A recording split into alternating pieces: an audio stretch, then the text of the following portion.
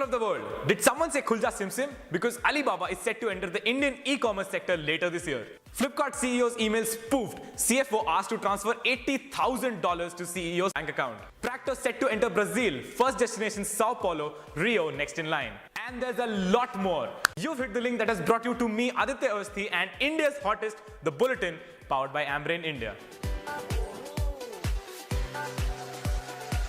It is good news for Indian shopaholics as Alibaba is going to enter the Indian e-commerce market later this year. According to our reports, company's group president Michael Evans and global managing director K. Guru Govarappan met with IT and communications minister Ravi Shankar Prasad earlier this Friday to discuss their interest in the Indian global market. Notably, this comes at a time when the Chinese economy is facing a slowdown. The Indian e-commerce sector at the same time has become the most attractive investment avenue. And irrespective of its late entry, Alibaba is big enough to make a huge impact. Although Alibaba does already have a sort of indirect presence in India. It has already invested in two e-commerce startups, which are Paytm and Snapdeal. While it will be very interesting to see if the company opens up its own store or collaborates with the existing infrastructure. Come on everybody, no more 25 days of shipping! While Flipkart is among India's biggest startups, it is soon set to become India's most worried startup as well. While it has been nothing short of a bed of thorns for the company thus far, in a massive breach of cybersecurity lately, CEO Binny Bansal's email address was spoofed by a group of hackers. The hackers sent two emails to company CFO Sanjay Baweja asking him to transfer $80,000 to CEO's account.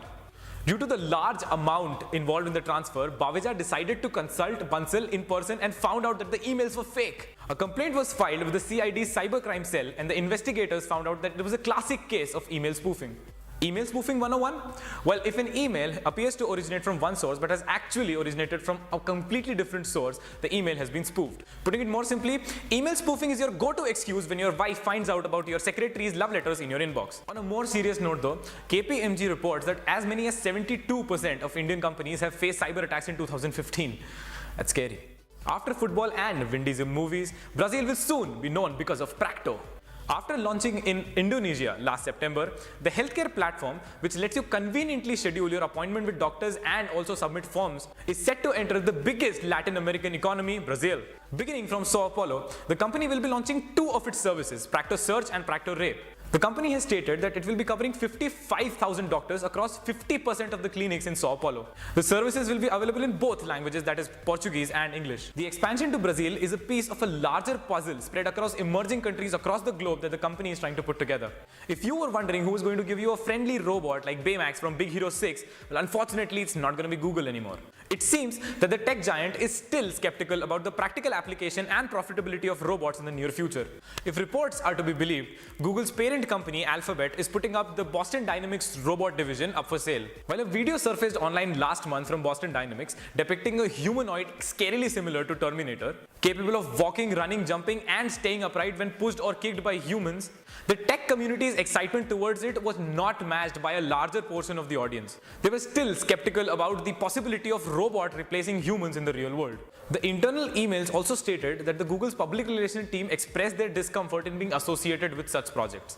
Wow, that's just plain hurtful. Net neutrality has been among the most debated issues in India over the last few months. Although net neutrality activists did breathe a sigh of relief when TRAI decided to ban the controversial free basics and zero rating programs such as Airtel Zero, we still do not have a concrete government policy on the issue. Finally, however, the Indian government is taking its last few steps remaining to get a full-fledged net neutrality policy. It has asked the regulator TRAI and the telecom department to give their recommendations towards the same. Given the fact that TRAI has already taken regulatory measures against discriminatory data prices and services such as free basics, we can expect a much better consultation paper this time, which might also lead to a very effective government policy on net neutrality.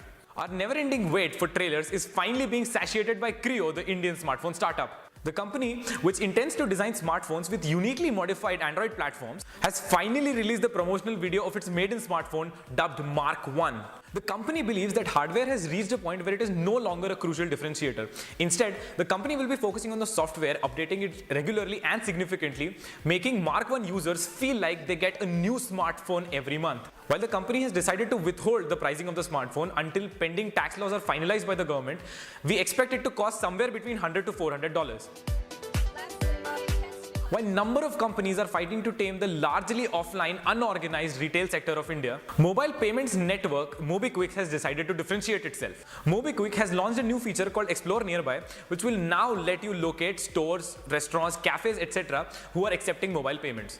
App Alert, a mobile application-based real-time school bus tracking system based out of the US, has raised close to $900,000 in a seed funding round from angel investors. The company's Indian subsidiary, App Alert Online, has parallelly launched a cloud mobile-only real-time bus tracking service in India. Qlivry, an on-demand delivery solution startup for fulfilling customers' daily needs, has raised $230,000 from Hong Kong-based Swastika. Qlivry is a cross-segment on-demand concierge solution startup for fulfilling customers' daily needs. Earlier, Qlivry had raised an undisclosed amount in its seed funding round from Chandigarh Angels Network. Adding to the list of outside India venture capitalists rushing in to invest in the Indian startup economy is Manish Khetarpal-led Waterbridge Ventures. Khetarpal has announced that the company will be raising smaller funds to invest in early-stage startups. Reports on the subject indicate that the company will be raising up to $10 million only and will invest in 10 to 15 early-stage startups. Within 6 months of its launch, data-driven healthcare startup Health Enabler has raised $800,000. The funding round was raised by a mixed group of professionals, which included some significant names from Silicon Valley and Hong Kong. Reportedly, the company will be using the said funds to further develop its patented EMR technology and consolidate sales efforts. This is it for today, folks. See you next Sunday. Until then, try and keep up.